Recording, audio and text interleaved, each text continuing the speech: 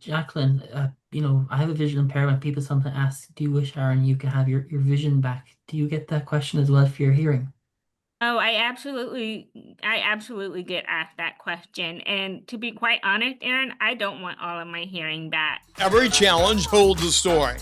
Every struggle is a spark. Welcome to A Legend Forged, where athletes, heroes, and fearless fighters of disability defy the odds and rewrite the rules.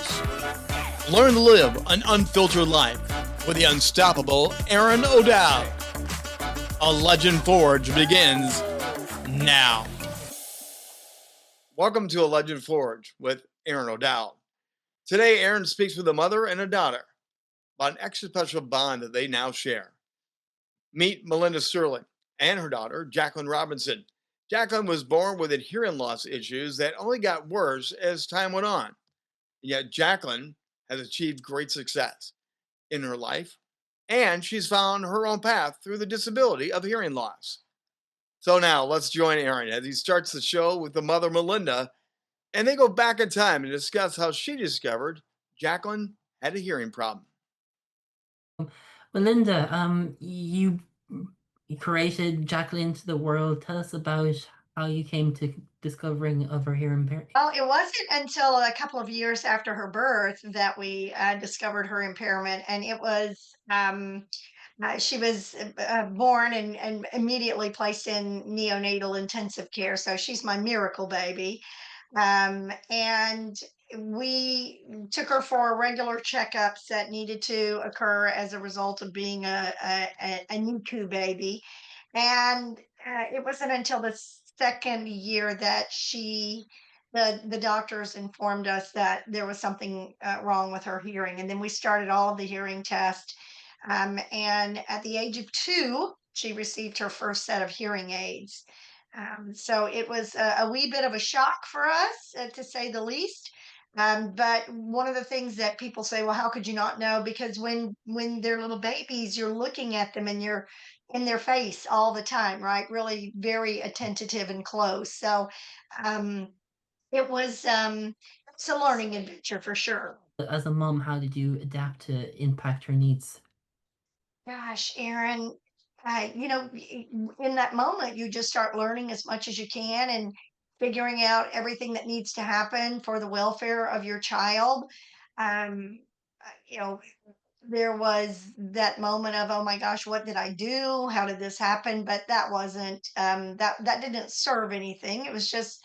Um, it was just an occurrence, and so the fact that I was able to really get in touch with specialists and learn as much as I could about how I could help her grow through this, because not having a hearing impairment, I didn't really understand what that would be about. I did do some things like walk around and stick cotton in my in my ears, just so I could see, what would it be like to have that muffled noise or whatever. But it just like anybody else, I think it would be, finding as much information as you can to help her adapt so she could live a full life.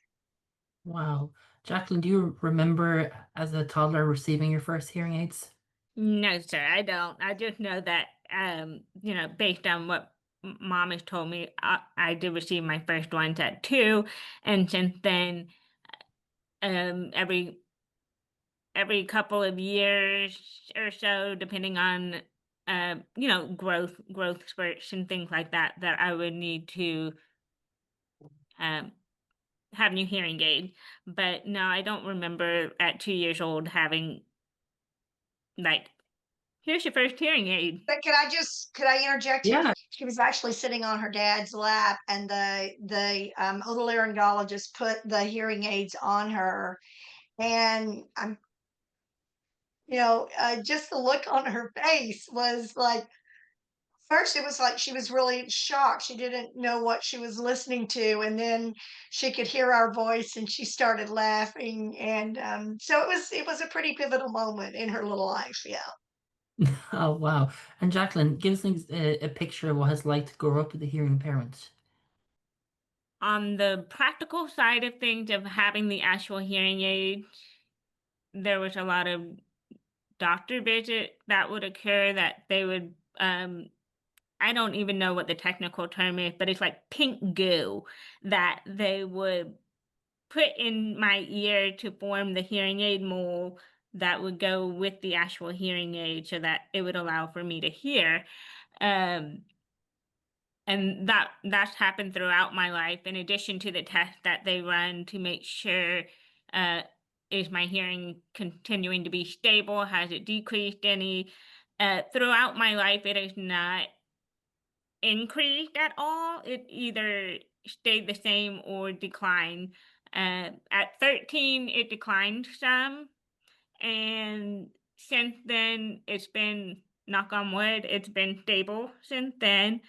Um, I have more than a 50% loss in both ears, more closer to probably 80, I would say, right, Mom? Um, I think it was around 92 at the last time. some of the tools that I would use to help me with that, I rely a lot on lip reading, and I if going through school, my parents, both of them put me through mainstream schooling, so um as I'm older now, I really appreciate that more, that they didn't isolate me, so to say, and that they wanted every benefit given to me that was possible. And so I know growing up, like my mom would have some of the a nurse or even she would go in and kind of talk to the class and tell them exactly what it is that I'm wearing and what they might be able to do to help me better. Sometimes the teachers would have a speaking device, and that would go directly into my hearing aid to help me as well. But over time, I stopped using that, and um, I would make sure to have one-on-one conversations with my teacher and let them know of my disability and how they might be able to assist me so that I can continue learning and doing the best that I can. And all of my teachers, even all through college, grad school, high school, all of it, they were very understanding and made sure that they took the time with me to make sure they were doing it right too, and I appreciated that. In addition to teachers, though, for instance, in my bachelor's and my grad studies, I had note takers, and so the these students were from like the Office of Student Services, and part of their job they would use a computer and they would basically take notes. I would sit in the front of the class. I've always sat in the front of the class. That's one of the things that has helped me. And as the teacher moves around and talks, since I rely so much on lip reading, I'm not able to always grasp what they say. So these students would type on a computer that was given to them for work purposes, and they would type everything that either the professor said or my classmates said, anyone in the room. And so that's really was instrumental in helping me as well, so that I wouldn't miss anything um, that I needed to know. And since grad school and into the professional world, I have made sure to use, I much prefer one-on-one meeting in person if I can, but if that's not available, then the next best thing is probably Teams, Zoom, something, something virtual wise that I can at least have the words to have the words captions on. I am not a big fan of talking on the phone. It makes me nervous every time I have to make a phone call.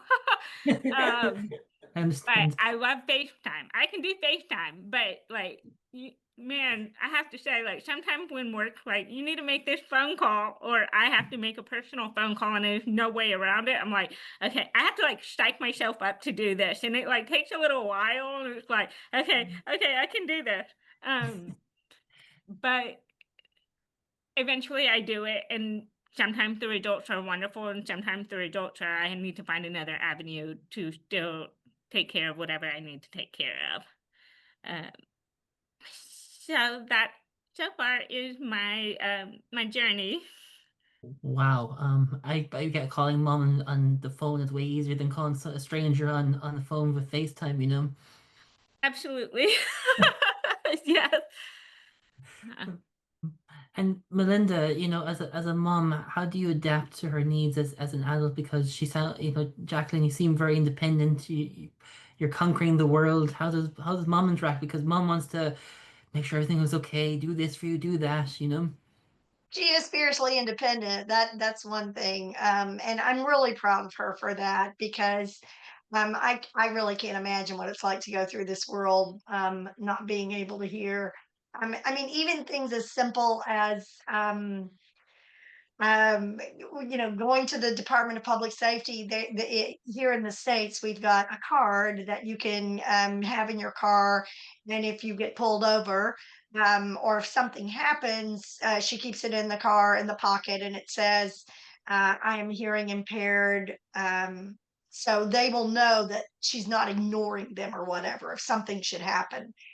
There's so many kind of things that I did to research to find out how we can make her life better.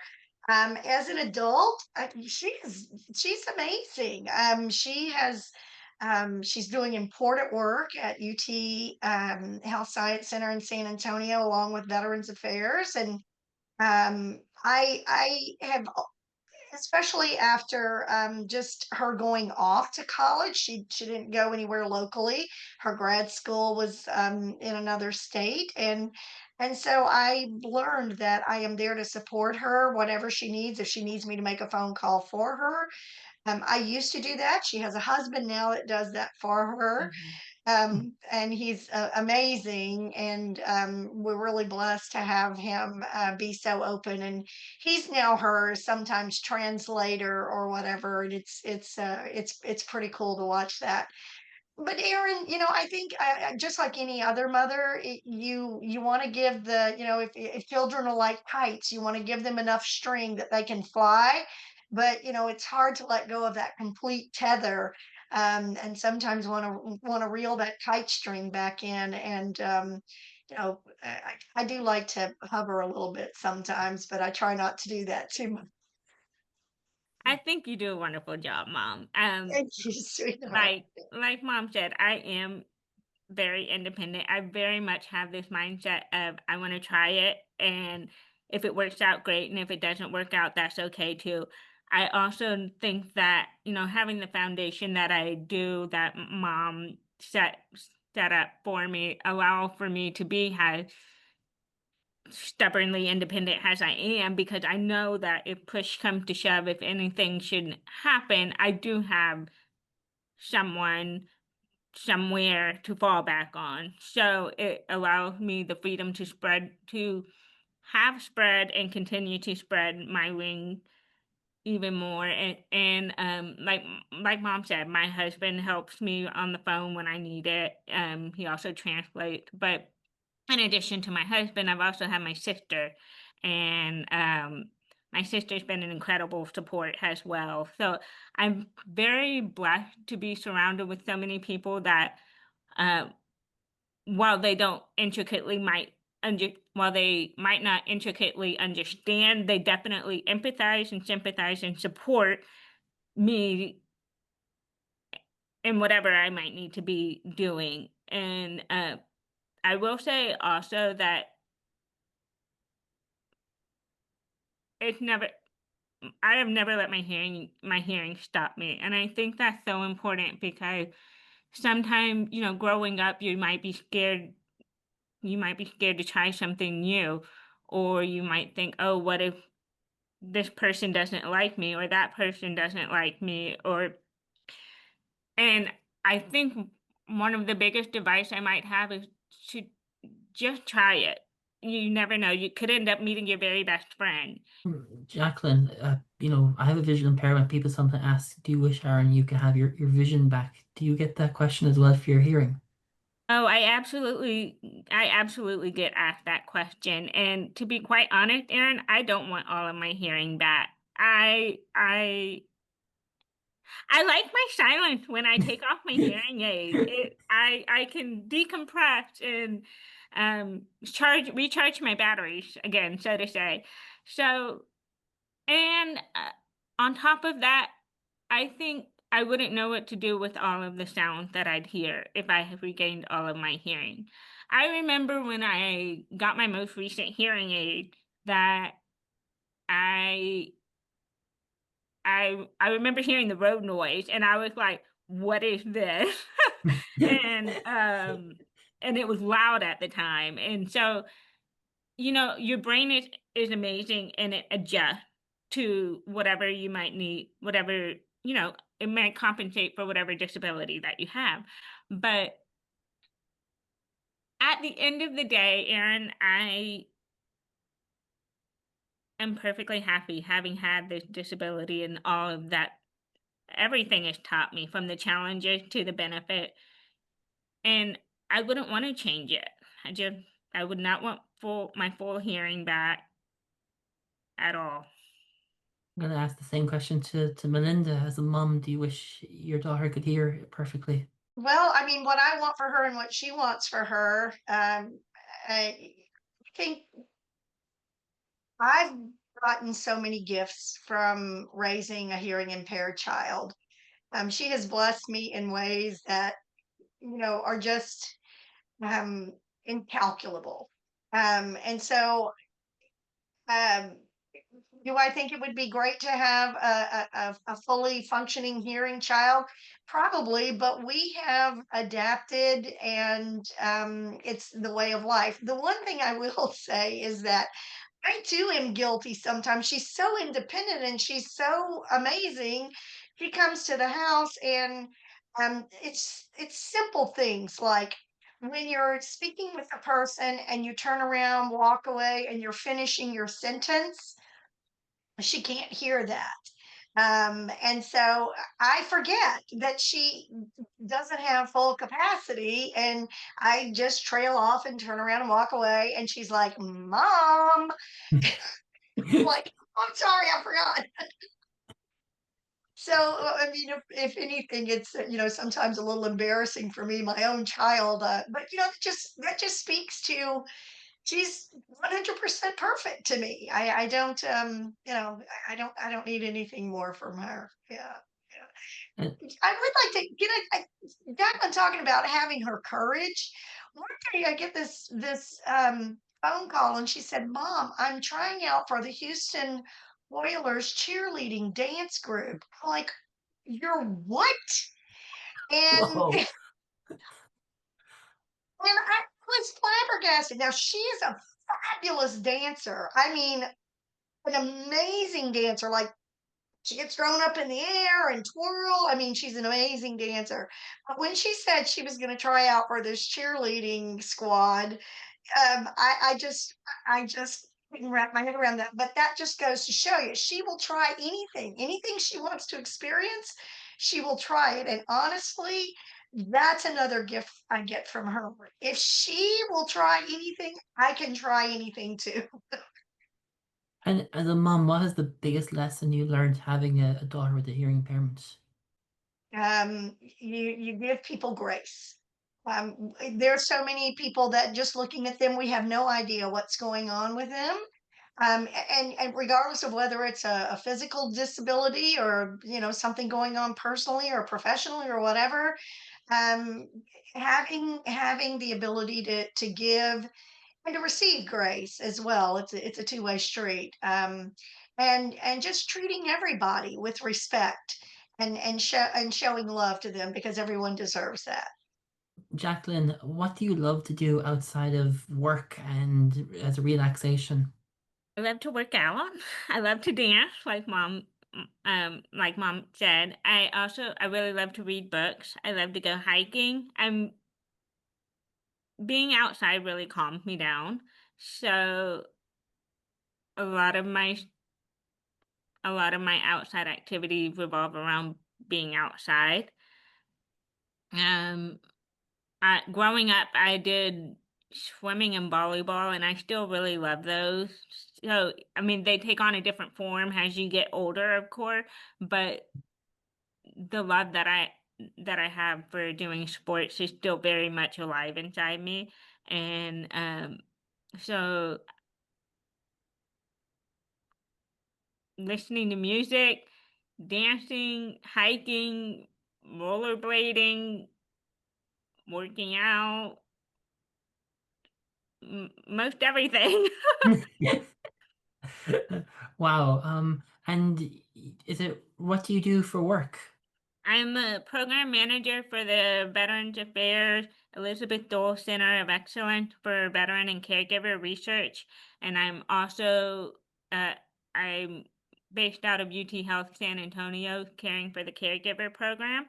And so what I do is I'm a bridge between the VA and UT Health San Antonio School of Nursing, and I currently make sure that the veterans and their caregivers have their voices heard, to make sure that they have all they need, whether it's mainly it's to keep the veterans at home.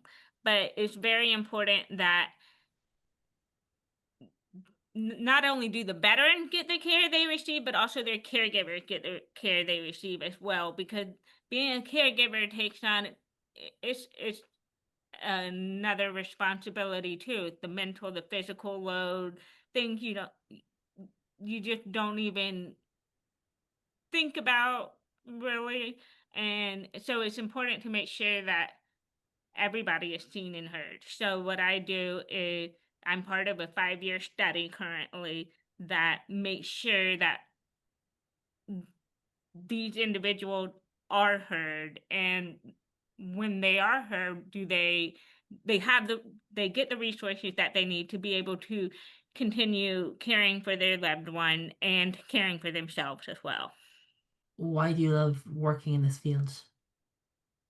Because at the end of the day, we're all human and we all want to be heard and loved and respected. And so, um, my grandpa's a veteran as well. And so that has a special component to it. But also, I can relate to their story because most of these veterans have some sort of disability as well. And so I think that, it very much goes back to, like I said, everyone is human and they all want to be treated as such. And they all have hopes and dreams and fears and feelings. And sometimes it's very easy to get lost in the shuffle of just being a number. And it's very important to remember that, oh, I'm talking to a human on the other end of this equation. And they need the care. They need care as well. For sure, they do. Jacqueline, is talking to you, I would not associate you having a hearing impairment. How do you navigate speaking? Because it's a common thing we do to hear and to communicate. Read lips. I also actually when I catch people mumbling, I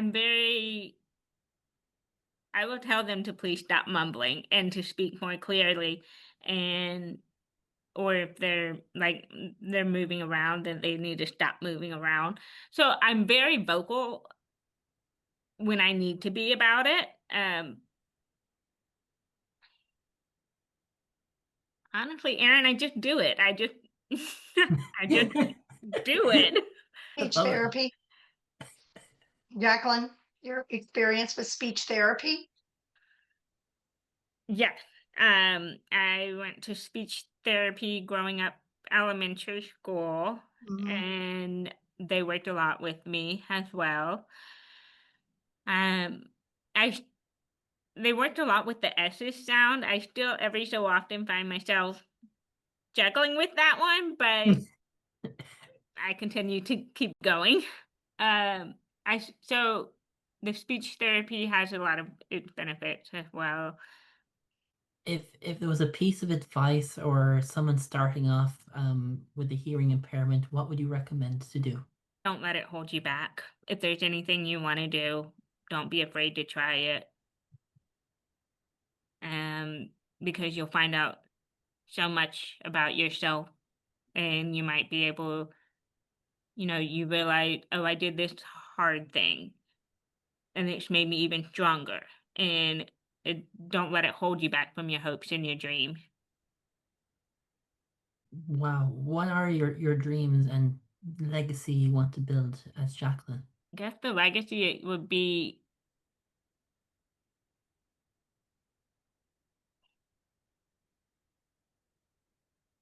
one of love and hope and strength, and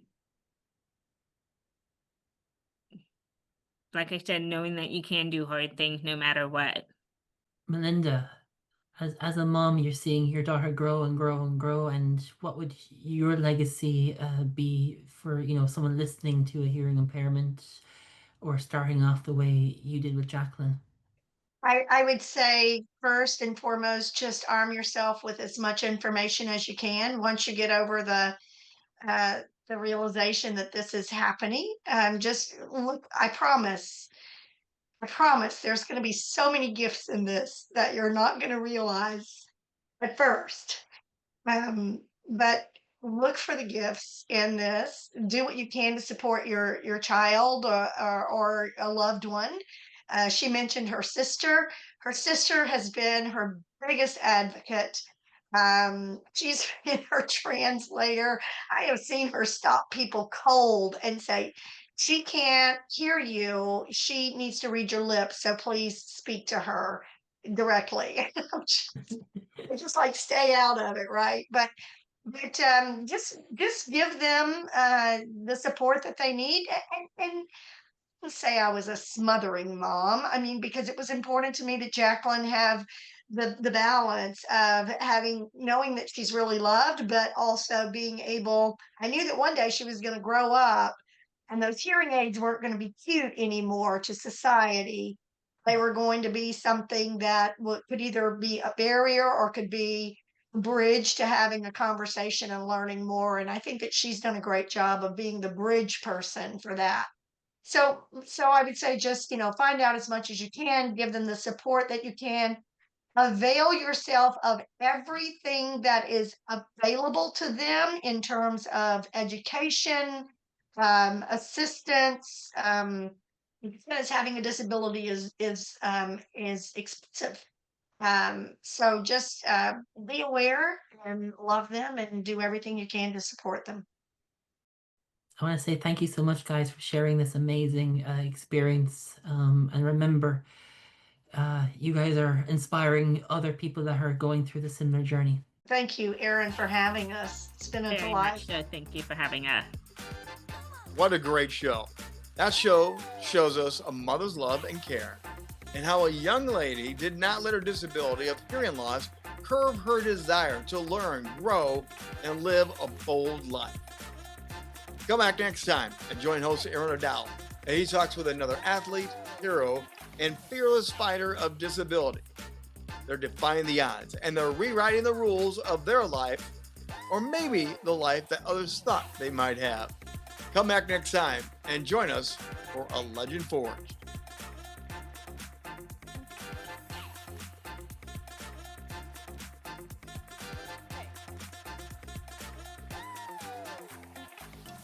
Thank you.